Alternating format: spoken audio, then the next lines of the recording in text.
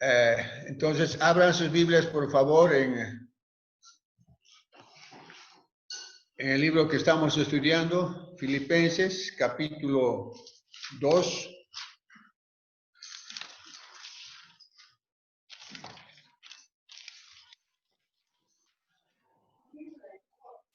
Mis disculpas. Filipenses capítulo 2, ¿no? Armonía y humildad.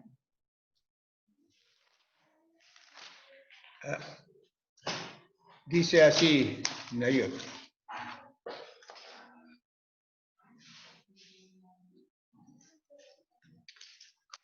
Sigan la lectura con su vista, por favor.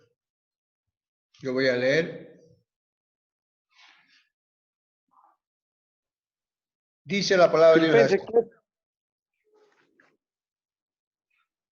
Dice la palabra de Dios así. Siendo que hay alguna consolación en Cristo, siendo que hay algún consuelo de amor, siendo que hay alguna comunión del Espíritu, siendo que hay algún afecto entrañable, siendo que hay alguna misericordia, completad mi gozo sintiendo lo mismo, teniendo el mismo amor unánime, sintiendo una misma cosa. Nada hagáis por contienda o por vanagloria, antes bien con humildad, estimando a los demás, estimando cada uno a los demás como superiores a él mismo, no mirando cada uno por lo suyo propio, sino cada cual también por lo de los otros. Haya pues en vosotros este sentir que hubo también en Cristo Jesús, el cual, siendo en forma de Dios, no estimó el ser igual a Dios como cosa a que aferrarse, sino que se despojó a sí mismo, tomando forma de siervo, hecho semejante a los hombres, y estando en la condición de hombre, se humilló a sí mismo, haciéndose obediente hasta la muerte y muerte de cruz. Por lo cual Dios también le exaltó hasta lo sumo y le dio un nombre que es sobre todo nombre, para que en el nombre de Jesús se doble toda rodilla de los que están en los cielos y en la tierra y debajo de la tierra, y toda lengua confiese que Jesucristo es el Señor, para gloria de Dios Padre. Oremos. Padre nuestro, cuando escuchamos tu voz, queremos recibirlo, Señor. Recibirla. Te damos gracias, Padre, por la oportunidad que nos das de mirar tu palabra y abre nuestro entendimiento, que recibamos con todo nuestro corazón, Señor, porque sabemos que tu palabra es santa, bendita y eficaz y de provecho para nuestras vidas. En el precioso nombre de Jesús, nuestro Salvador, pedimos esto. Amén. Indudablemente, hermanos, la mentalidad del apóstol Pablo era pensar en otros y vivir para otros. Al margen de las circunstancias que les rodeaban y al margen de la situación que estaba atravesando en ese momento, quería vivir y gastar su vida en beneficio de otros.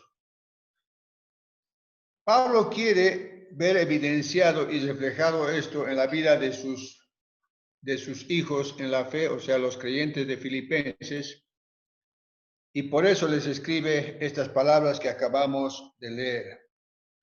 Como un padre dichoso que ve a sus hijos que obedecen, él quiere desbordar de gozo porque ve que sus hijos están haciendo lo que es la voluntad de Dios, siguiendo sus pasos.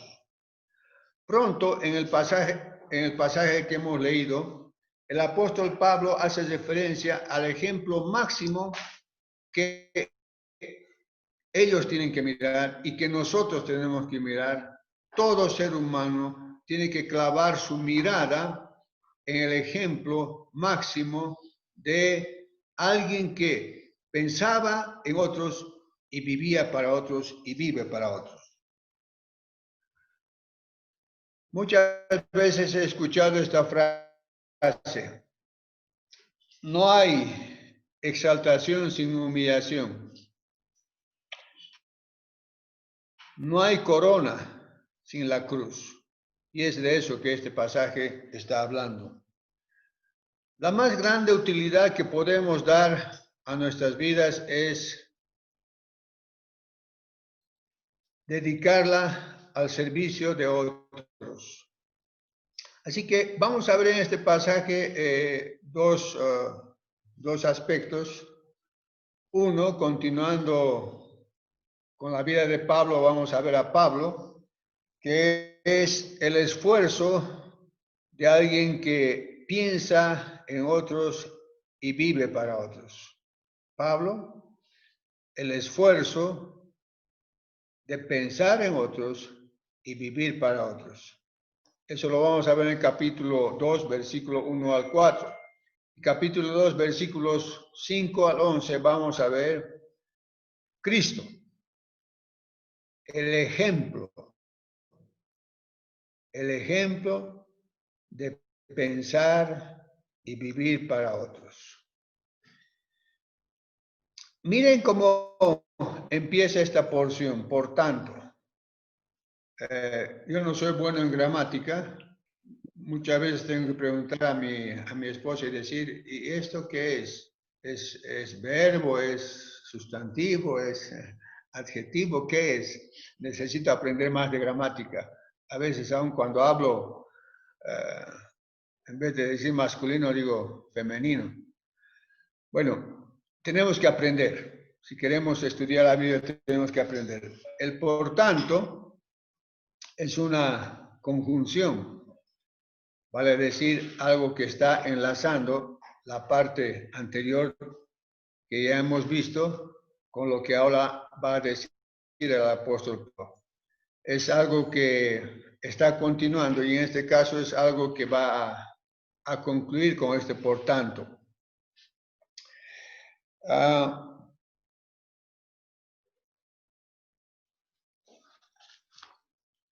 Tenemos que recordar una cosa.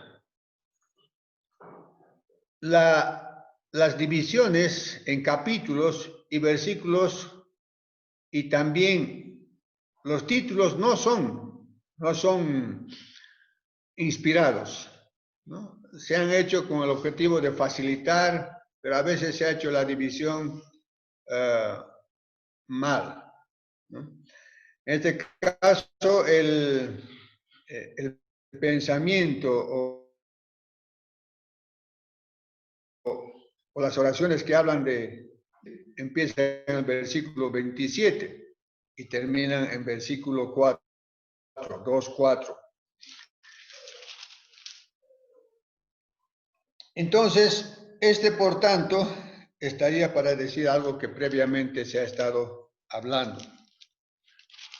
También mirando el versículo 1 dice, por tanto, sí.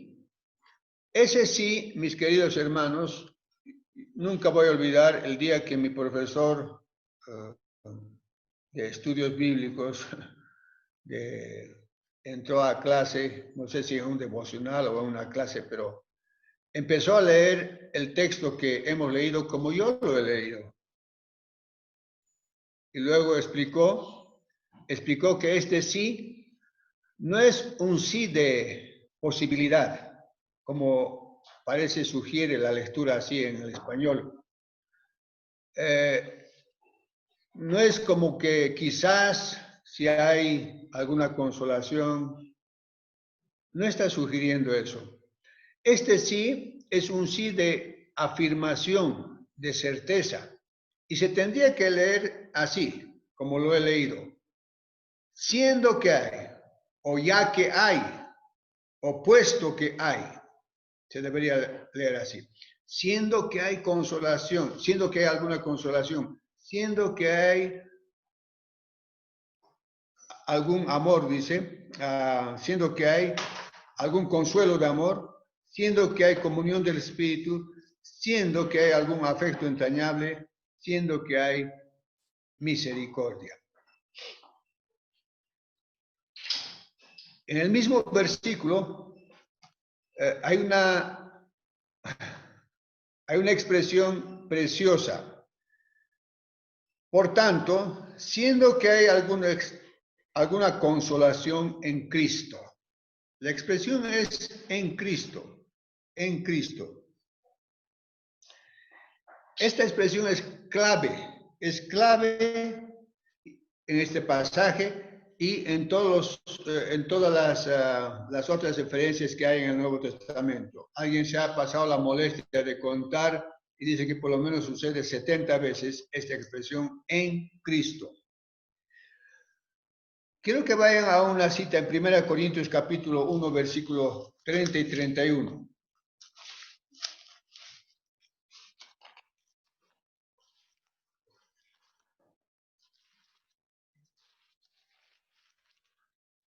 Dice 1 Corintios 1, 30 y 31.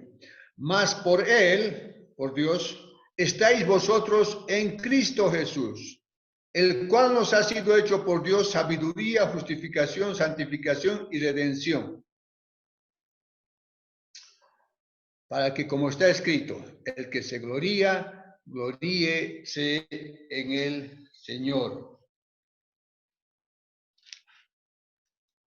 Lo que está diciendo este versículo es que nosotros, los creyentes, el cristiano, ha sido colocado en Cristo. Y por eso es que nosotros somos sabios, justos, dice santos, y también dice que somos ya redimidos, salvados. En Cristo nos permite apreciar, como dice otra carta del apóstol Pablo, cómo es que las abundantes riquezas de la gracia de Dios han sido derramadas a nosotros en nuestra vida.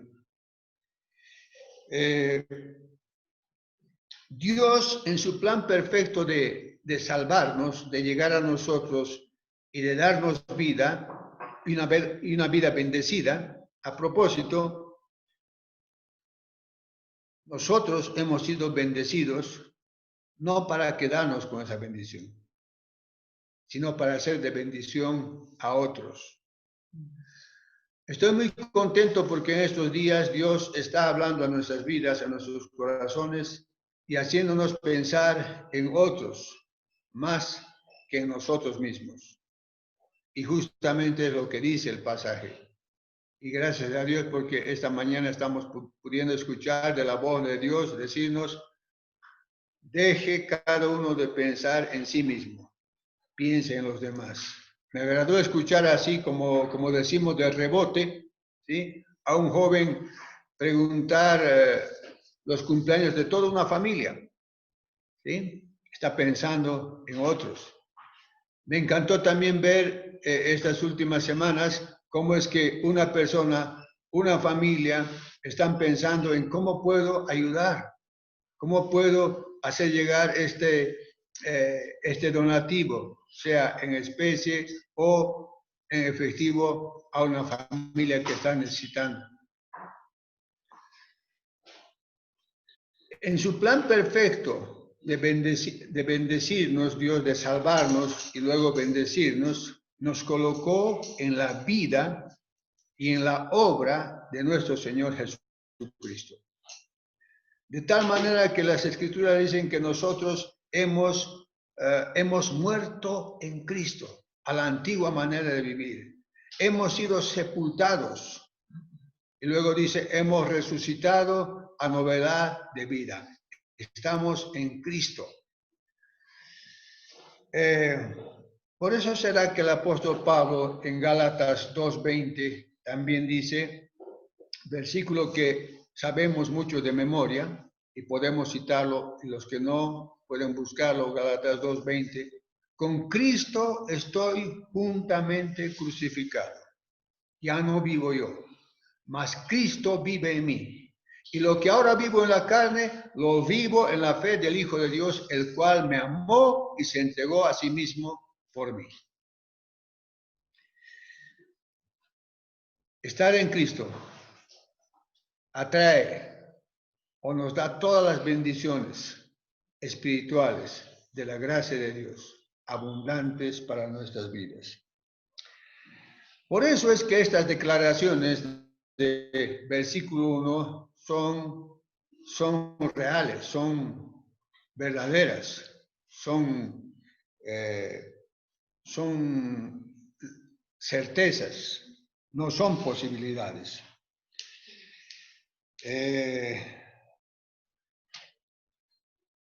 Vidas, estamos hablando de los redimidos, de los salvos.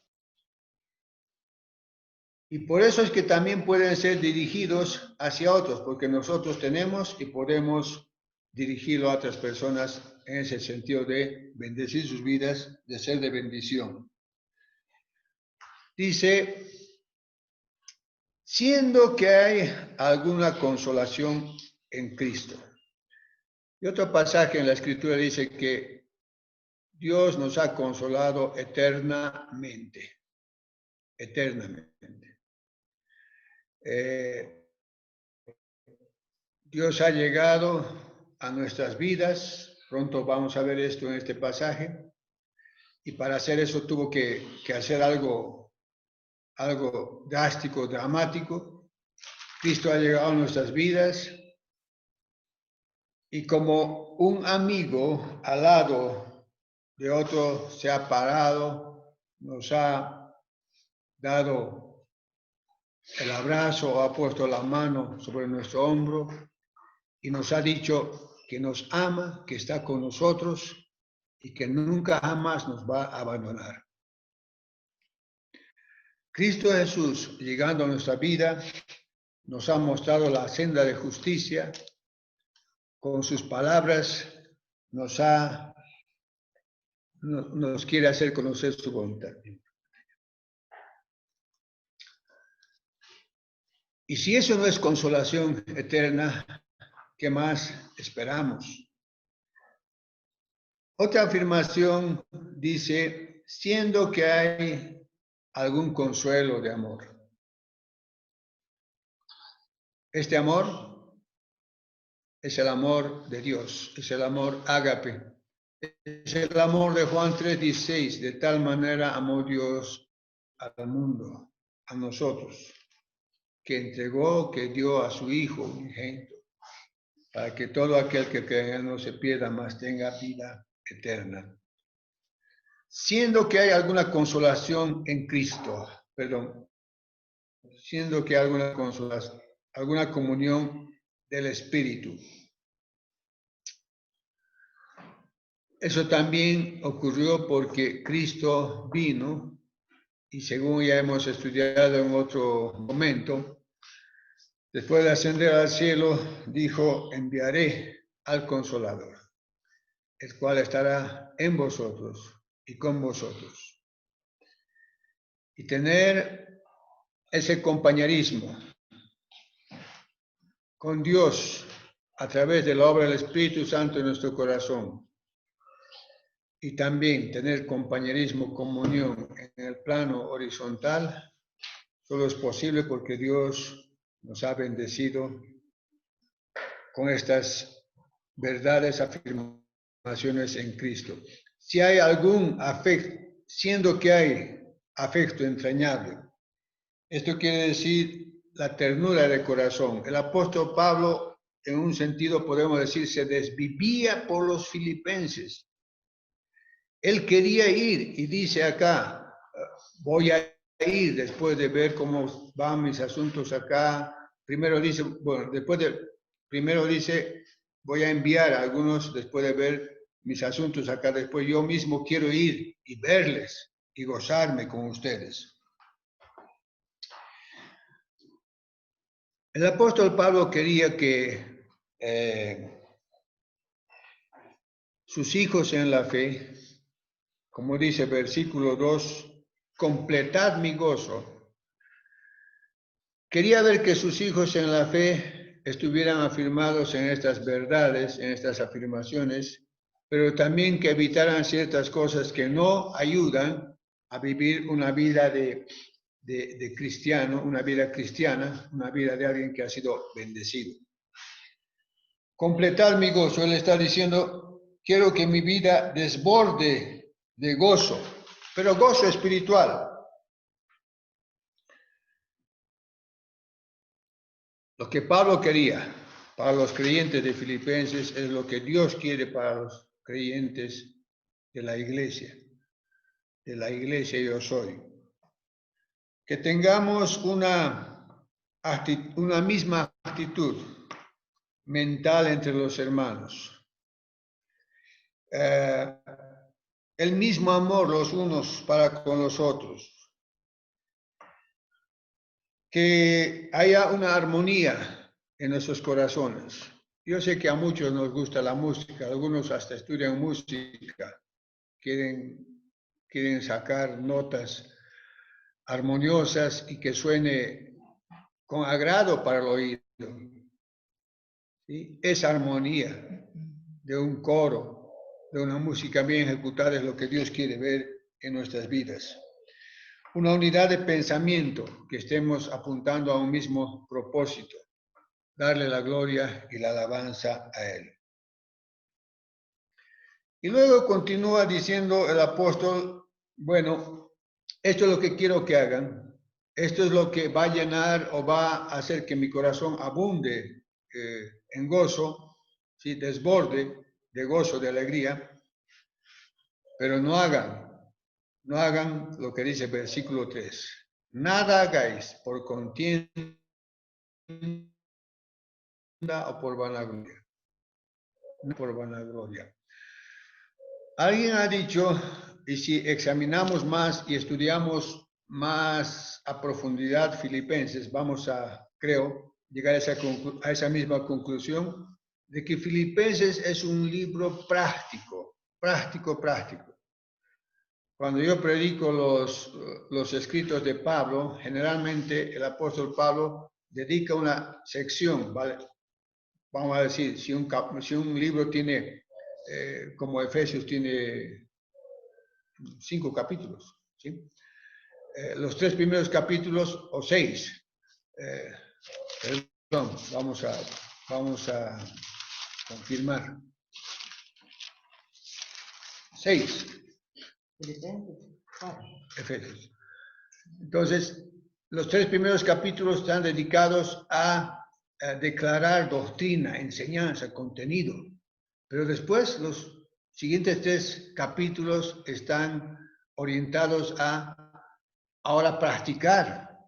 ¿Cómo practicamos ese contenido? Es algo práctico.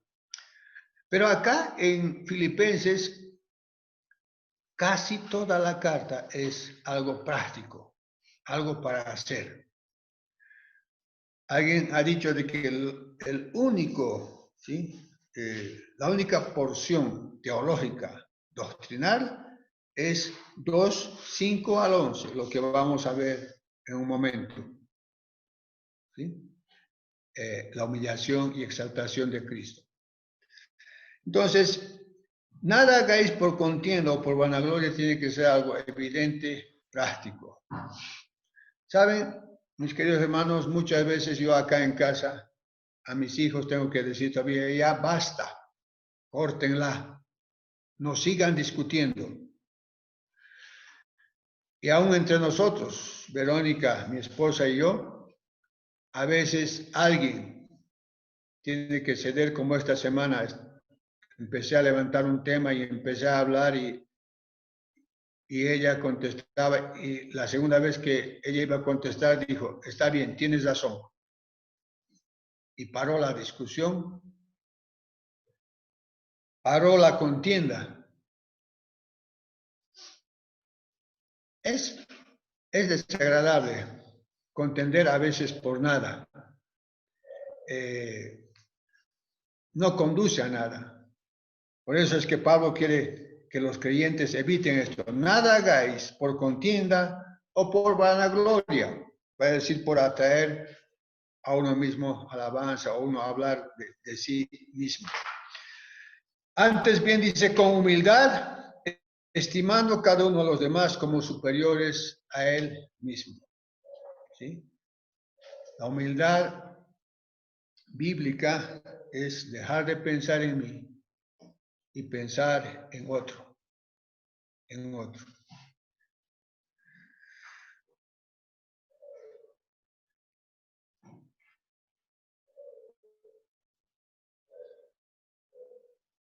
Estimando cada uno a los demás como superiores a él mismo. No mirando cada uno por lo suyo propio, sino cada cual también por lo de los otros. Entonces el apóstol Pablo acá, con su ejemplo, por la manera de vida que había vivido y mostrado a estos hermanos y que seguía viviendo, es un ruego personificado de pensar en otros y vivir para otros. Ahora, llegamos a la porción que deberíamos estudiar, creo, solamente eso como un tema, pero acá lo hemos enlazado con lo que venía. La siguiente porción es Cristo, el ejemplo de pensar en otros y vivir para otros. Y es el ejemplo máximo. Yo tengo memorizado toda esta porción y muchas veces me lo voy repitiendo para que mi mente agarre cada cosa y evidentemente hay mucho, ¿sí? para poder estudiar. Y yo quiero hacer referencia a lo que algunos estudiosos han dicho respecto a este pasaje y luego dar lo que es el significado bíblico de este pasaje.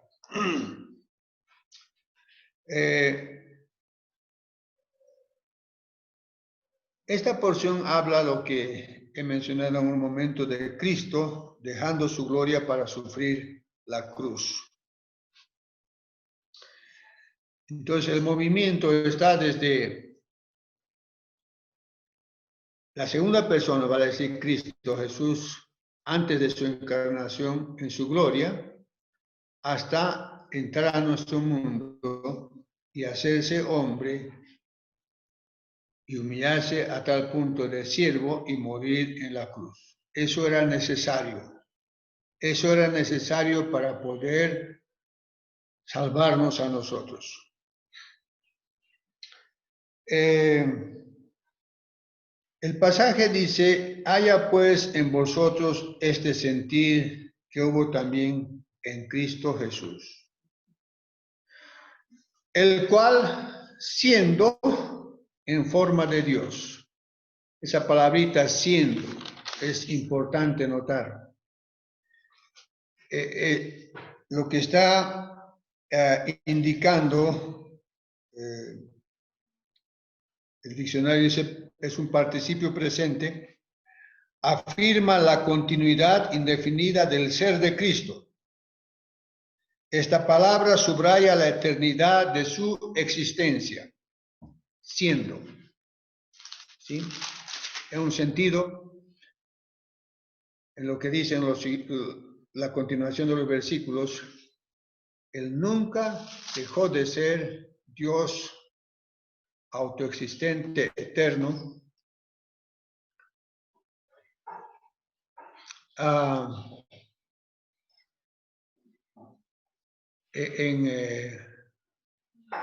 en teología hay algo que quizás si lo mencionamos, si lo agarramos, si lo reflexionamos, ayuda. Cristo, Jesús, la segunda persona de la Trinidad, siempre fue 100% Dios y 100% hombre. Y ahí vamos a ir llegando.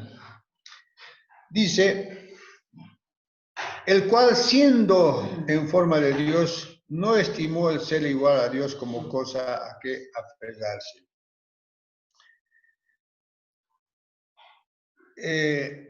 La palabra ahí forma, que en griego es morfe, indica esa existencia indefinida de Dios. La forma esencial que incluye la completa naturaleza y esencia de la deidad. El cual siendo en forma de Dios. Ahora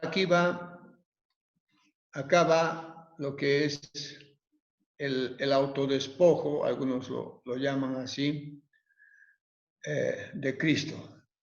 El cual, siendo en forma de Dios, no estimó el ser igual a Dios como cosa a que aferrarse, sino dice que se despojó,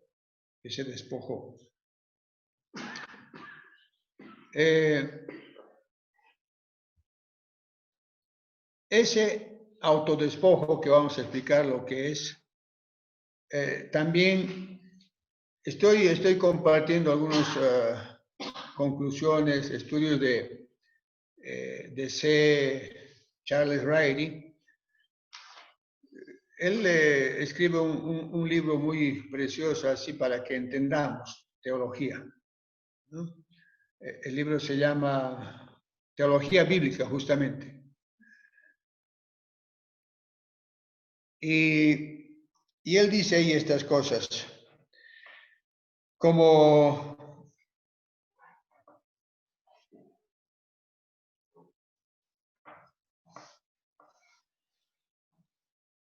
este término que acabo de mencionar, autodespojo, y también la otra palabra, déjenme buscarlo acá. Fue algo autoimpuesto. Vale decir que cuando pensamos en la Trinidad, en Dios, a quien nadie vio jamás, como el apóstol Juan escribe y dice, a Dios nadie le vio jamás, pero el unigénito Hijo que está en el seno del Padre, Él le ha dado a conocer, Él lo ha manifestado, en San Juan dice esto, para que Cristo Jesús pueda llegar a nuestro mundo, entrar a nuestro mundo, a nuestro tiempo y espacio. Yo le decía esto ayer a un hombre acá, que le vi después de 20 años, de no verle, trabajé con él en un trabajo, y le vi de una manera bastante particular, porque rato antes había terminado una reunión con pastores, amigos pastores, amigos del ministerio, y oramos, siempre para terminar las reuniones oramos, y yo oré pidiendo a Dios de que me diera hoy, decía ayer, una oportunidad para hablar el evangelio a alguien. Y Verónica estaba por acá, escuchando. Y ella fue quien me llamó. Yo estaba estudiando y me llamó y me dijo, Moico, tienes que venir. Y cuando estaba saliendo, me dice, como oraste por una oportunidad, ahí tienes la oportunidad. ¿Quién es? Le dije. Y no me quiso decir quién era. Anda, vas a ver quién es. Y entonces salí y vi al hombre, y después de saludarnos y de contarnos algunas cosas, le dije, vení, entra. Y nos sentamos ahí en un lugarcito, y yo le ofrecí café con un sanguchito, y empezamos a hablar. Hablamos, yo creo, una hora o más. Pero en todo eso yo le dije, compartiendo el Evangelio, casi la mayor parte del tiempo, le dije, mira, porque eso estaba en mi mente, le dije, mira, para que Dios llegara a nosotros, a nuestro mundo, es algo así, le dice. Es como que hubo una conferencia en el cielo. Eso que no entendemos, Padre, Hijo, Espíritu Santo, 3 personas se reunieron y la segunda persona de la Trinidad, vale decir, Jesús, a quien conocemos como Jesús, él dijo, la criatura más preciosa que creamos está perdida. Y él dijo, aplicando este término que les he dicho, el autodespojo y el que fue autoimpuesto, él dijo, yo voy a ir y hacer algo de tal manera que va a remediar la situación. Y fue así que él vino y entró a nuestro mundo. Entonces, ese autodespojo del que estamos hablando, del que habla la Biblia, sino que se despojó a sí mismo, no está hablando en ninguna manera de que él perdió su divinidad o su eternidad o ninguno de sus atributos, de los atributos que Dios podía ejercer y ejerce. No. Con el autodespojo, lo que Jesús logró, o lo que Dios logró, es adquirir la humanidad. Porque era la única manera en que podía salvarnos. Entonces, fue una adición, fue una suma a su existencia, la humanidad. No hubo ninguna sustracción, no se restó nada de su eternidad y su divinidad.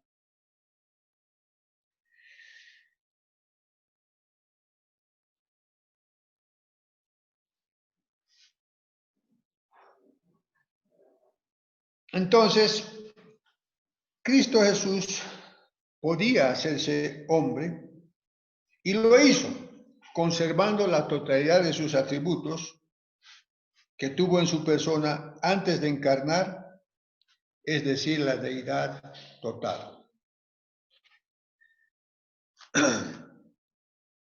Algunos que miran este pasaje y empiezan a estudiar, esto lo decía el mismo teólogo, se pierden en el asunto porque se enfrascan en querer ver de qué se despojó Cristo, o qué perdió Cristo, o cómo fue que perdió, o cuántas cosas no tuvo más.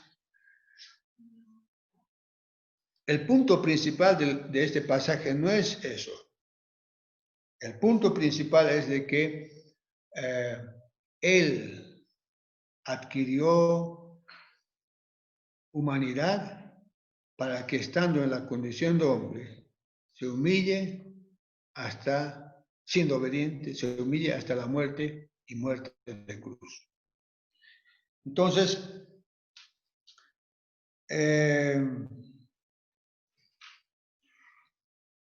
que Él, o sea, Cristo, fue un siervo completo, es lo esencial del pasaje.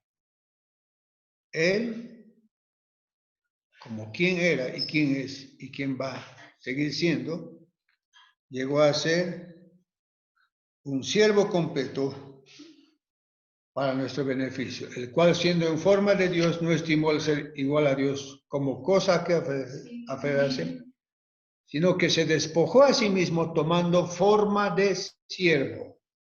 Ahora, en esa forma de siervo, igual, ¿no? Como hace rato dije, 100% hombre, pero llegando a esa condición aún todavía más baja para morir como tal.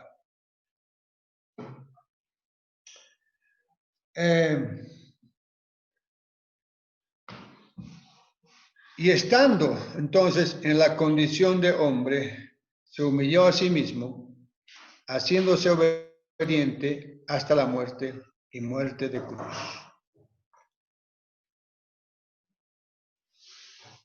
Cuando celebramos la cena del Señor y recordamos su muerte, su crucifixión, es realmente, tiene que impactarnos, tiene que tocar las fibras de nuestro corazón. Porque fue la más grande humillación que Cristo Jesús sufrió. Y que lo hizo por mí, por nosotros, por el mundo entero. Los romanos practicaban esto hace mucho tiempo, aprendieron del tema de la crucifixión de otros, pero solamente crucificaban a los malhechores, a los criminales y a algunos provincianos que no significaban nada para ellos. Ningún ciudadano romano era ejecutado por vía crucifixión. Así que Cristo Jesús padeció por nosotros, fue humillado, sufrió vergüenza, la más grande vergüenza, por nosotros, para favorecernos y bendecirnos eternamente. Entonces es lo que está diciendo el pasaje, sencillamente, de que Dios, como dice San Juan, en el principio era el verbo, y el verbo era con Dios, y el verbo era Dios. No como dicen algunas, no como dicen algunas religiones, o como dicen los testigos de Jehová, en ese punto, hablando de Jesús, era un Dios, y lo ponen con minúscula, para sacarle su deidad. Y afirmar su idea de que Dios es uno. Dice,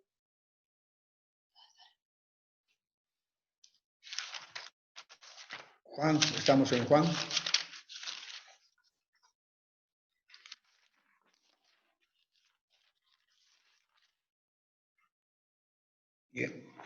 Y aquel verbo, y el verbo era con Dios y el verbo era Dios.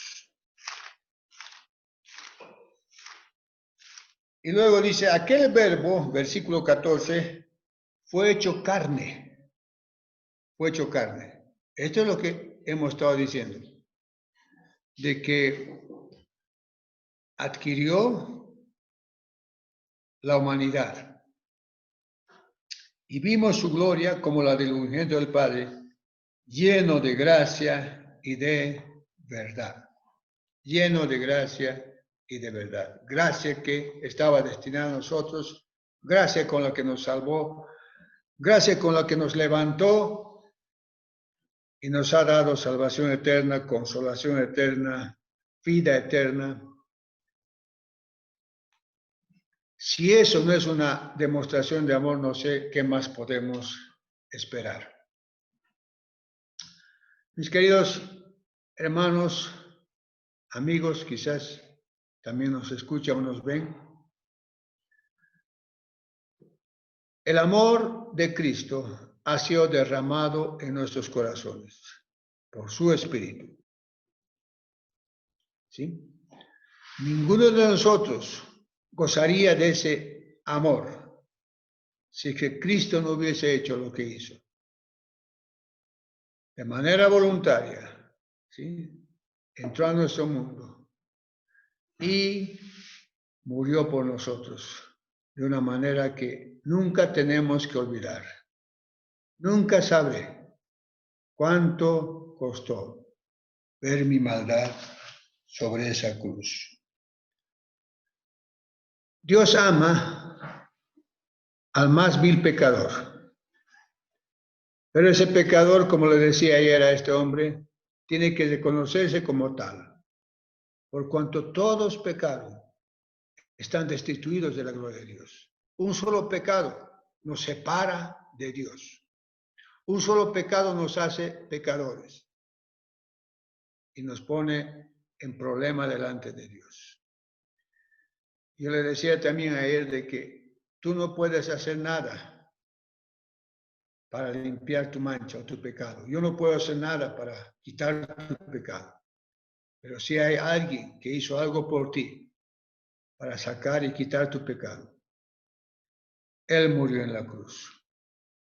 Cristo Jesús entregó su vida para limpiarnos de todos nuestros pecados y hacernos aceptos, amados en su persona. Así que si hay algún corazón, alguna vida acá que todavía ignora esta preciosa verdad, por favor, abrace la verdad bendita de Cristo, llegando a este mundo para ser el Salvador, que puede ser tu Salvador, si confías en Él, si le dices, acá estoy, tal como soy. Soy pecador, soy pecadora, te necesito. Creo que tú eres el Salvador. Creo que tú eres Dios, porque solo Dios puede perdonar los pecados y darnos vida por la eternidad. Alabado sea el Señor. Gracias al Señor por su palabra que nos motiva, inflama nuestro corazón, emociona nuestro corazón.